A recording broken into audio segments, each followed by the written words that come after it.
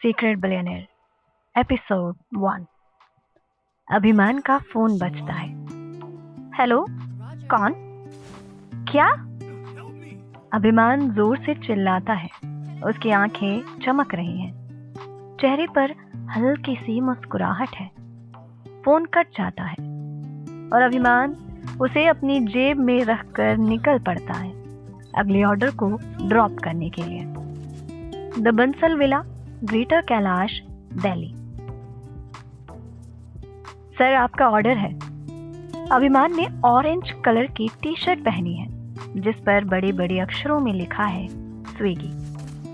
Black colour की jeans और एक ऑरेंज कलर का कैप भी उसकी ड्रेस का हिस्सा है।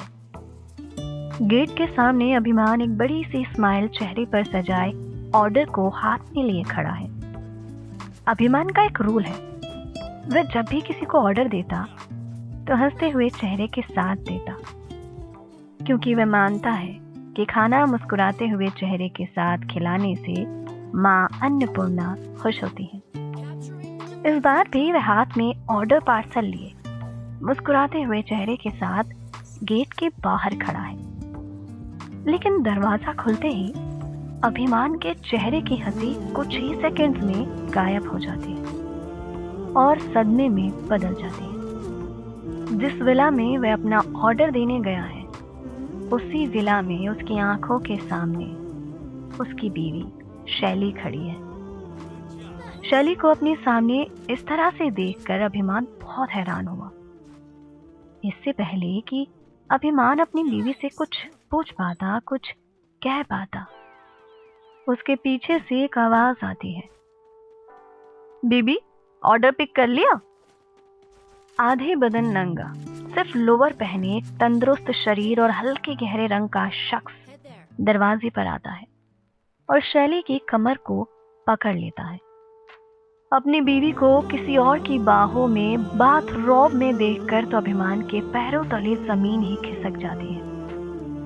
इस सदमे से उसके हाथों से उसका वो ऑर्डर भी छूटकर जमीन पर गिर जाता है। ऑर्डर पूरी तरह से खराब हो चुका है। वह अनजान शख्स जिसने ऑर्डर मंगाया है, वह अभिमान पर ऑर्डर गिराने की वजह से गुस्सा होने ही वाला है कि तभी शैली ने कहा, तुम्हें कोई और जगह नहीं मिली ऑर्डर ले जाने के लिए? शैली के मुंह से ये सुनकर उस अनजान शख्स के मन में सवाल पैदा होने लगे। उसने शैली से पूछा, तुम इस डिलीवरी वाले को जानती हो? वह अनजान शख्स कोई और नहीं बल्कि दिल्ली का जाना माना बिजनेसमैन विपिन रायजादा है, जिसका शैली के फैमिली बिजनेस से भी टाई अप है। शैली को अभिमान ने रंगे हाथों पकड़ा है, मगर उसे तो जैसे इस बात की कोई फिक्र ही नहीं। उल्टा वही अभिमान को खरी खरी सुना रही है।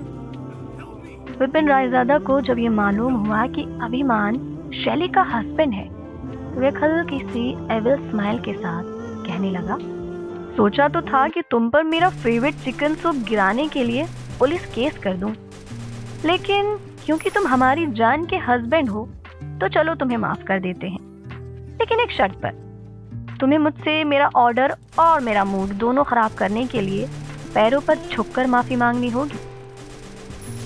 अभिमान को लगा शायद इस बार तो शैली को गुस्सा आएगा और वह विपिन रायजादा को ये सब करने से रोकेगी।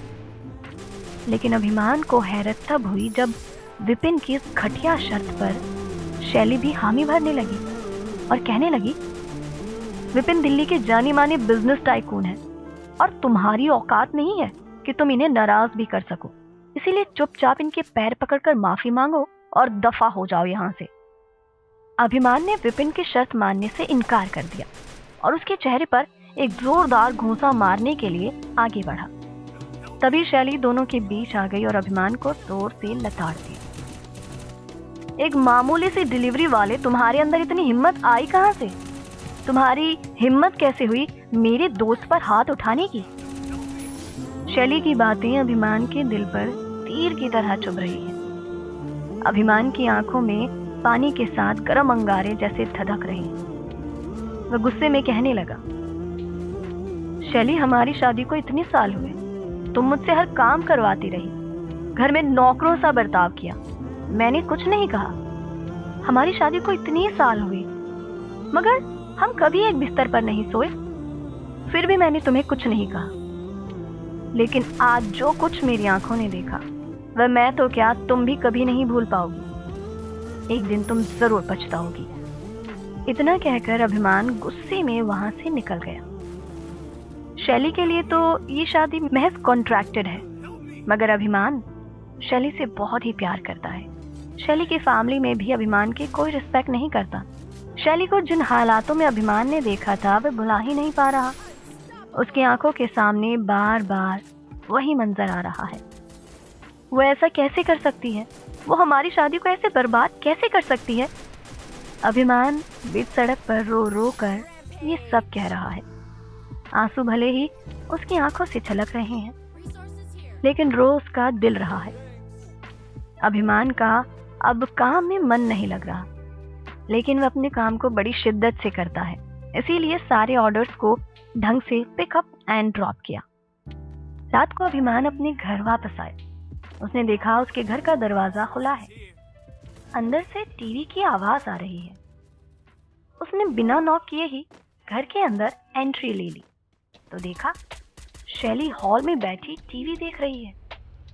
उसके एक्सप्रेशंस बिल्कुल नॉर्मल है, मानो जैसे कुछ हुआ ही ना हो।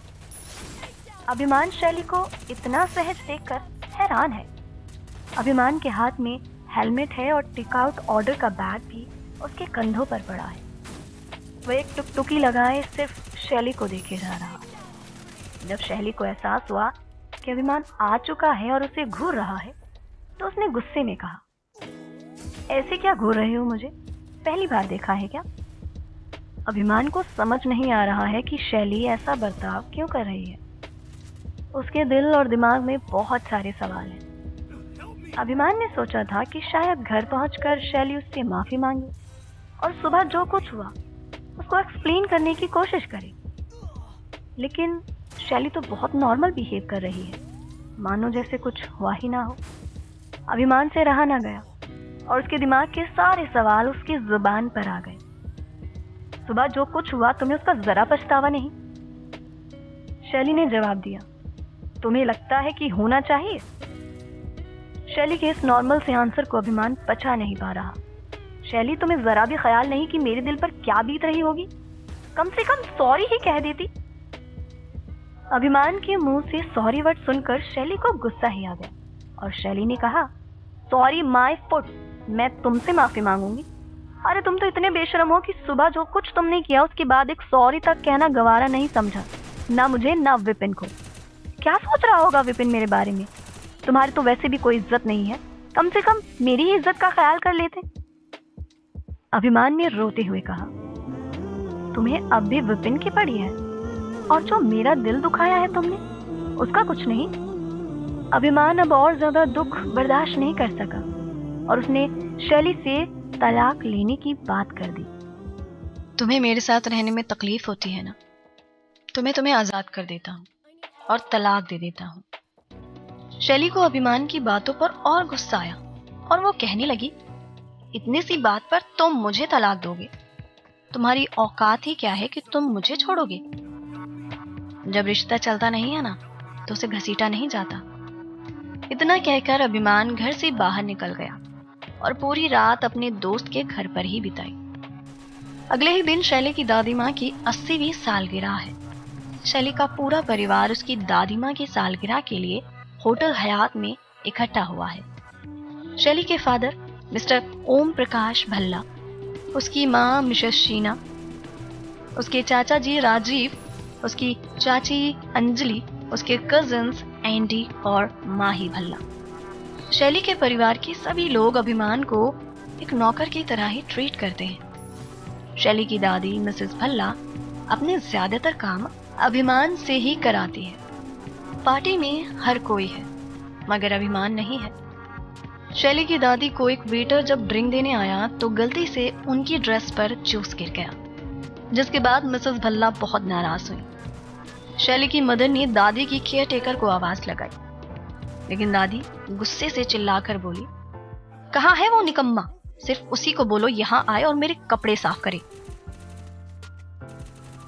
अभिमान का नाम सुनते ही सबकी निगाहें शैली पर आ जमी। शैली ने दादी माँ से कहा, दादी माँ वो नहीं आया है।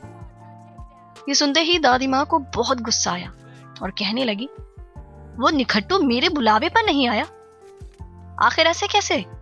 उसकी इतनी हिम्मत? शैली ने तुरंत ही आंसू बहाने शुरू कर दिए और सबकी सिंपैथी बटोरने लगी। दादी माँ वो मुझसे डाइवोर्स चाहता है। डाइवोर्स? डाइवोर्स? पूरा भल्ला परिवार एक साथ बोल पड़ा। दादी माँ ने शैली को घूर कर देखा और पूछा, उसकी इतनी जुर्रत कि वो तुम्हें डाइवोर्स देगा? उस निखट्टू को अभी मेरे सामने लेकर आओ, मैं उसकी खाट खड़ी कर दूंगी। शैली का पूरा परिवार शैली को रोता देख उसे तसल्ली दे रहा है। शैली की मदर ने उससे पूछा, शैली वो तुम्हें डाइवोर्स क्यों देना चाहता है? माँ के सवाल ने शैली को परेशानी में डाल दिया, क्योंकि असल सच्चाई तो वो बता ही नहीं सकती। शैली ने सवाल को टालने की बहुत कोशिश की, लेकिन फिर दादी माँ ने पूछा, बताती क्यों नहीं हो? वो 2 कौड़ी का आदमी तुम्हें क्यों छोड़ना चाहता है? शैली के पास दादी माँ के सवाल का जवाब नहीं है। अपनी सच्चाई वे बता नहीं सकती।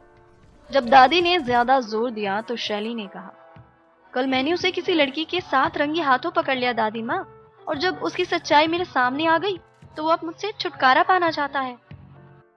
शैली ने साफ झूठ बोल दिया और अपनी सारी गलती अभिमान के सर मढ़ दी। शैली की बातें सुनकर पूरा भल्ला परिवार गुस्से से आग बबूला हो गया। दादी माँ ने शैली के कजिन एंडी और अभिमान को लेकर आने के लिए भेजा। एंडी वही है जो हमेशा अभिमान को अपने जिम का पंचिंग बैग समझा करता है। शैली को पूरा यकीन है कि एंडी अभिमान को मुंडी से पकड़कर होटल लेकर आए, लेकिन दूसरी तरफ शैली को ये डर भी था कि कहीं अभिमान सबको हकीकत न बता। लेकिन शैली जानती है कि अभिमान की बातों पर कोई यकीन नहीं करता। क्या होगा आगे? क्या एंडी अभिमान को लेकर आने में सफल हो पाएगा? और क्या शैली की सारी सच्चाई अभिमान भल्ला परिवार को बता देगा? कहानी को आगे जानने के लिए आपको सिर्फ हमारा चैनल सब्सक्राइब करना